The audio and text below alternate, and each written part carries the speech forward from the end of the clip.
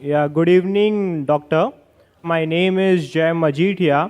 I've completed my engineering this year. And first of all, this is my first time I've been visiting your open talk. And it was really appreciable the knowledge of all the scripts you have and the confidence you have and a lot of Muslim supporters which really follow you. Now, my question to you is a bit political.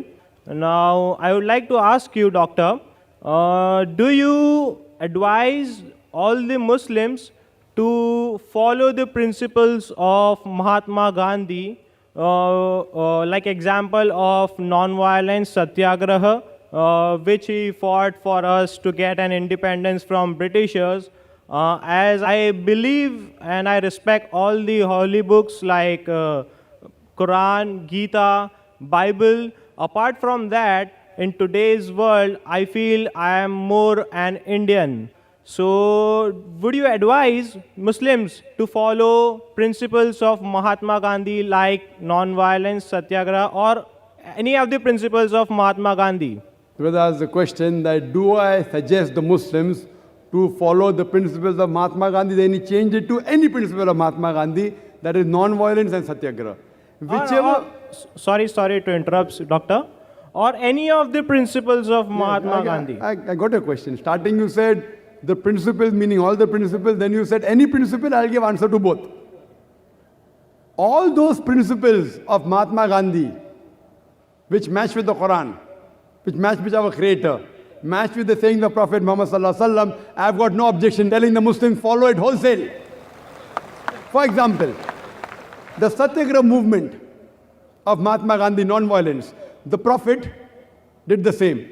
Not that he copied from Mahatma Gandhi, it is Mahatma Gandhi who copied from the Prophet, which I'll come to it later on.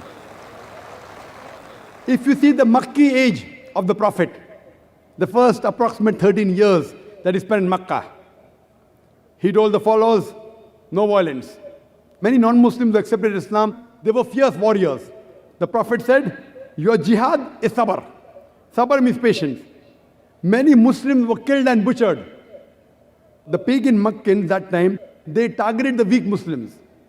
They tortured them. They killed them. So those who were powerful, they got angry. They said that they killed our brothers, we will take revenge. The Prophet said, your jihad is sabr. See, someone who has the power to fight back, and he fights back, it's good. But someone who has the power to fight back, and the commandment is don't fight back, and then he restrains himself, that is real jihad. Jihad in Arabic means to struggle. It means to strive. So here the Prophet's commandment was non-violence. They went on the streets only saying that we bear witness that there is no God but Allah and Prophet Muhammad, peace be upon him, the messenger of Allah. People stoned them, they did not retaliate. People abused them, they did not retaliate.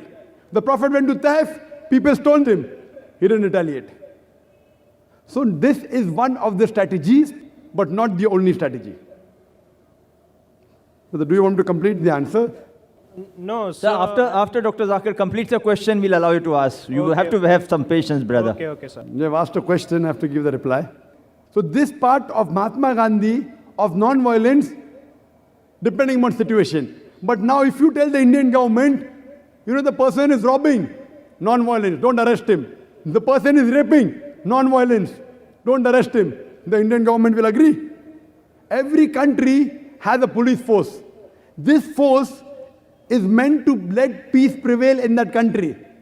So sometimes they use force against the criminal to let peace prevail. You can't tell the government, can't tell the police commissioner of Bombay that, see, Mahatma Gandhi said non-violence, so if a person is robbing, let him rob, only do shiksha, but don't rob.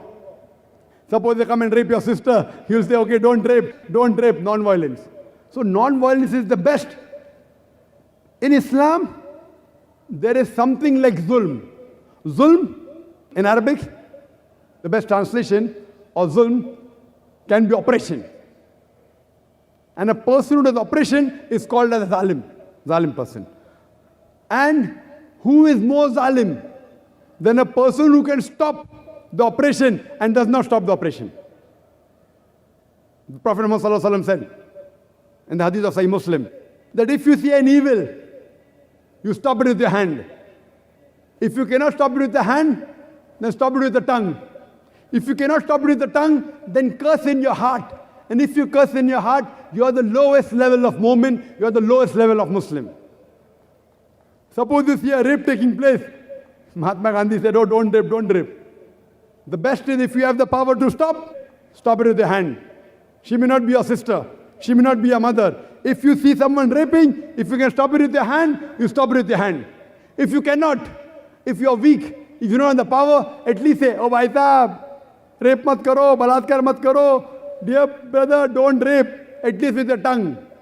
If you think, if I say with my tongue also he'll kill me, at least curse in your heart. So depending upon the situation, the strategy keeps on changing. When Prophet went to Medina, there he was peaceful. He did Sulh Hudaybiyah. He signed a contract between the pagan, the unbeliever and Muslim. They broke the contract. When they come for war, then the Almighty God said, when they come for war, don't get scared, fight. Kill them. So depending upon the situation, and according to the people, historians, Michael H. Hart, he wrote a book of the 100 most influential people in human history. Number 1, he gave to Prophet Muhammad, peace be upon him. But I'm not mentioning him for that. Among the important misses was Mahatma Gandhi. Michael H. Hart, a famous historian, after mentioning the 100 most influential people in history, he mentioned the important misses. And in that, he mentioned Mahatma Gandhi. And he says, the Satyagraha movement of Mahatma Gandhi, which was one of the important movements, which let the Britishers go back. But what he said, even if this movement wasn't there, yet India would have got independence. According to the famous historian, Michael H. Hart. So what we realize, that depending upon the situation, we have to use the strategy. You can't say always non-violence. Sometimes violence will have to be used to let peace prevail. Like how you have police in every country, in every state. So anyone who goes beyond the limits, who rapes, who robs, who harms other people, that time, as a last resort, like the country says the police can use force, similarly Islam says, as a last resort, as a last alternative, sometimes force can be used to let peace prevail. Hope that answers the question.